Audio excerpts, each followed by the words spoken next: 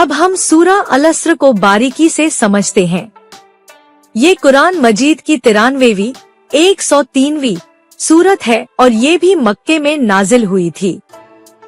इसका नाम अल-अस्र यानी वक्त, दोपहर बाद का वक्त या ज़मानात है और ये नाम सूरत की पहली ही आयत से लिया गया है।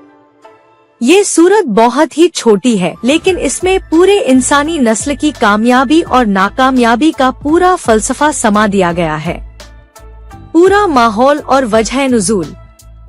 ये सूरत उस वक्त नाजिल हुई जब लोग वक्त की कीमत और अपनी जिंदगी के मकसद को भूल चुके थे। मक्के के लोग दौलत और ऐशो आराम में इतने मग्न थे कि उन्हें ये एहसास ही नहीं था कि वक्त एक बहुत बड़ी नेमत है और वो लगातार बर्बाद हो रहा है। लोग एक दूसरे को धोखा देने, माल जमा करने और बड़ाई करने में वक्त गवा रहे थे। इस सूरत का मकसद इंसान को एक झटके में जगाना था और उसे बताना था कि तेरी पूरी जिंदगी घाटे में है, सिवाय उन लोगों के जो 4 चीजों पर चलें। ये सूरत एक मुकम्मल और पूरा दीन पेश कर देती है। सूरत की तशरीह, व्याख्या और उसके अंदरूनी पहलू।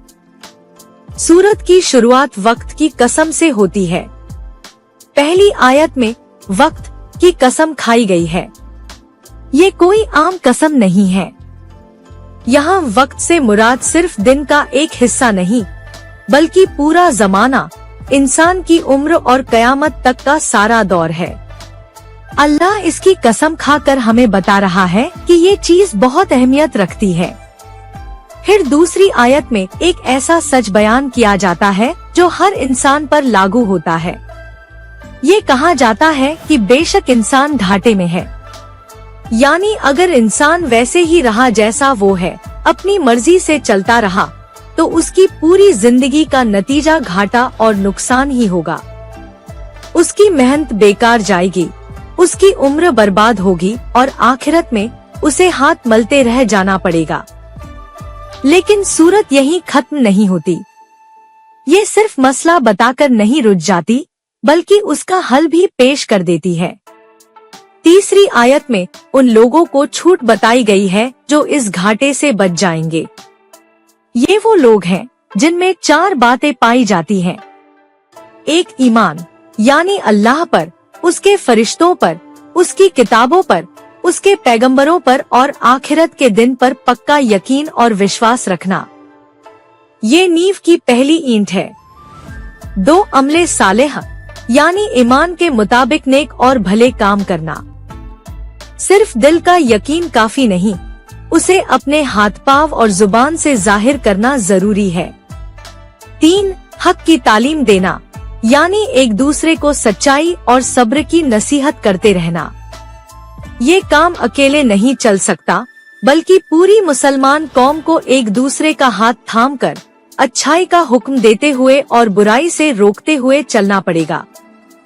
4, सब्र की तालीम देना यानी एक दूसरे को हर मुश्किल और तकलीफ में डटे रहने, अल्लाह के हुक्म पर सब्र करने और गुनाहों से बचने की हिम्मत देना। ये बिना मिलजुल कर नहीं हो सकता। ये चारों चीजें एक साथ और एक दूसरे से जुड़ी हुई हैं। इनमें से एक भी अगर कम रह गई तो कामयाबी पूरी नहीं मिलेगी। सूरत की उपयोगिता और मुख्य संदेश। ये सूरत हर इंसान के लिए एक पूरा जीने का नक्शा है। सबसे पहले तो ये हमें वक्त की अहमियत बताती है और हमें चेताती है कि हमारा हर पल बहुमूल्य है और वो बर्बाद हो रहा है। दूसरा, ये हमें हमारी असल हालत से आगाह करती है कि हम सब घाटे के रास्ते पर हैं, अगर हमने कुछ खास कदम नहीं उठाए। तीसरा और सबसे बड़ा संदेश ये है कि कामयाबी का रास्ता बहुत साफ है। ईमान लाओ, नेक काम करो और मिलजुल कर हक और सब्र की तालीम देते रहो। आखिर में ये सूरत हमें ये तालीम देती है कि इंसान अकेले नहीं, बल्कि एक जमात की शक्ल में कामयाब हो सकता है। एक दूसरे को सही रास्ता दिखाना और हिम्मत देना भी इबादत है। निष्कर्ष, सूरा अल-अस्र एक ऐसी सूरत है जो पूरे इंसानी दीन का निचोड़ है। इमाम शाफी रहमतुल्लाह अलैह ने कहा था कि अगर लोग इस एक सूरत पर गौर कर लें तो उनके लिए काफी है। ये सूरत हमें बताती है कि हमारी जिंदगी की रेस में घाटा तय है, लेकिन हम उस घाटे से बच सकते हैं अगर हम अपनी दौड़ का रुख बदल लें। ये हमें एक ऐसा नक्शा देती है जिस पर चलकर कोई भी इंसान, चाहे वो किसी भी जगह और किसी भी वक्त हो, कामयाब हो सकता है। इस सूरत को पढ़कर इंसान को हर नमाज के बाद हर दिन अपना हिसाब करना चाहिए कि क्या मैं उन 4 चीजों पर चल रहा हूँ। क्या मेरा ईमान मजबूत है? क्या मैं नेक काम कर रहा हूँ? क्या मैं दूसरों को हक बता रहा हूँ और उन्हें सब्र की तालीम दे रहा हूँ?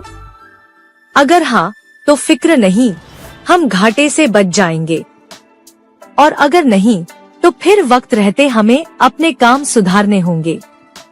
ये सूरत हमें याद दिलाती है कि वक्त बहुत कीमती है और उसे गंवाने से पहले हमें अपने रब के बताए हुए रास्ते पर आ जाना चाहिए।